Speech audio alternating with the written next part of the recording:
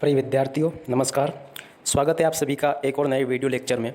आज के इस वीडियो लेक्चर में हम पढ़ेंगे एनसीईआरटी विज्ञान कक्षा 10वीं का अध्याय 12 जिसका कि नाम विद्युत है। तो वीडियो लेक्चर स्टार्ट करने से पहले मैं आप सभी से रिक्वेस्ट करता हूं कि आपने अगर अभी तक हमारे यूट्यूब चैनल को सब्सक्राइब नहीं किया हो तो प्लीज़ यार ऐसे ही रोचक वीडियो पाने के लिए हमारे यूट्यूब चैनल को सब्सक्राइब जरूर कर ले, जिससे कि आप सभी को हमारे द्वारा अपलोड होने वाले वीडियो बराबर मिलते रहे। तो चलिए बिना किसी देर के इस वीडियो लेक्चर को स्टार्ट करते हैं। जैसा कि नाम से स्पष्ट है विद्युत यानी कि बिजली।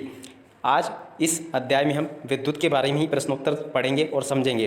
तो सबसे पहले अगर देखें तो ये कुछ प्रश्न हैं और उनके उत्तर है, आप इन्हें देख लें। ये एक बहुत ही महत्वपूर्ण प्रश्न है, तो आप इन सभी को नोट करते चले बराबर बिना किसी देरी की। विद्युत परिपथ का क्या अर्थ है? किसी विद्युत धारा के सतत तथा बंद पथ को विद्युत परिपथ कहते हैं। ये एक बहुत ही महत्वपूर्ण प्रश्न है, आप इसको नोट कर ले और चाहे तो आप इसका स्क्रीनशॉट भी लेकर रख सकते हो। प्रश्न क्रमांक 2 देखें तो विद्युत धारा के एसआई मात्रक की परिभाषा लिखिए।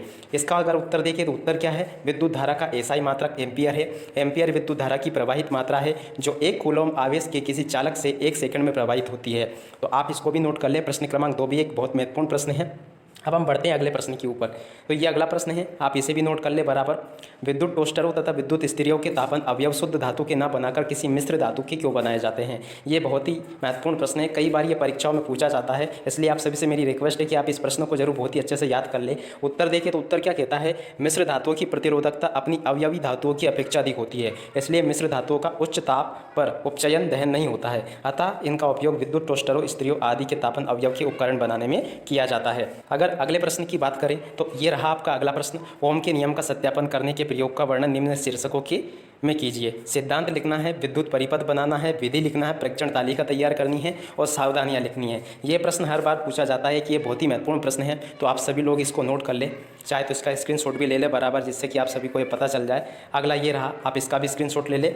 इसी क्रम में अगर देखें तो एक स्क्रीनशॉट आप ये भी ले लें। और अगर अगला प्रश्न की बात करें तो ये रहा अगला प्रश्न। ये एक बहुत ही महत्वपूर्ण प्रश्न है, आप सभी लोग इस प्रश्न को भी याद कर ले। किसी विद्युत हीटर की डोरी क्यों उत्तप्त नहीं होती है जबकि उसका तापन अवयव उत्तप्त हो जाता है? ये एक बहुत ही महत्वपूर्ण प्रश्न है, आप इसका उत्तर भी देख सकते हो। पूरा क्या उत्तर है? तापन अवयव तथा डोरी दोनों में ही समान विद्युत धारा प्रवाहित होती है, मगर डोरी का वह भाग एक कुचालक पदार्थ से बना होता है जिसकी प्रतिरोधकता बहुत अधिक होती है, तथा इसी कारण प्रतिरोध भी हीटर का तापन अवयव सुचालक धातु मिश्र धातु से निर्मित अर्थात कम प्रतिरोधकता तथा प्रतिरोध वाला होता है, इसलिए यह उत्तप्त हो जाता है मगर डोरी उत्तप्त नहीं होती है। तो पूरा यह प्रश्न है, आप चाहे तो इस प्रश्न के साथ में इसको पूरा एक ही बार में नोट कर सकते हो। ये अब अगर आगे बात करें तो आगे कुछ ये चिन्ह दे रखे हैं। चिन्ह हमेशा 5 अंक में पूछे जाते हैं, इन्हें प्रतीक कहते हैं। तो आप इन प्रतीक चिन्हों को जरूर याद कर ले, जैसे कि विद्युत सेल का प्रतीक चिन्ह क्या है, बैटरी अथवा सेलों का संयोजन का प्रतीक चिन्ह क्या है, खुली प्लग कुंजी अथवा स्विच का प्रतीक चिन्ह क्या है, बंद प्लग कुंजी अथवा स्विच का प्रतीक चिन्ह क्या है, बिना संधि के तार का क्या है, विद्युत बल्ब का क्या है। तो आप इन सभी प्रतीक चिन्हों को याद जरूर कर ले अच्छे से। ये पूरा मैं आपको बता रहा हूँ। तो ये वीडियो लेक्चर आपको कैसा लगा कमेंट करके ज़रूर बताइएगा। और अगर आपने अभी तक हमारे यूट्यूब चैनल को सब्सक्राइब नहीं किया है तो प्लीज़ यार यूट्यूब चैनल को सब्सक्राइब जरूर कर ले। इसी के साथ में इस वीडियो लेक्चर को मैं यहीं पर समाप्त करता हूँ और आप सभी से विदा लेता हूँ। नमस्कार।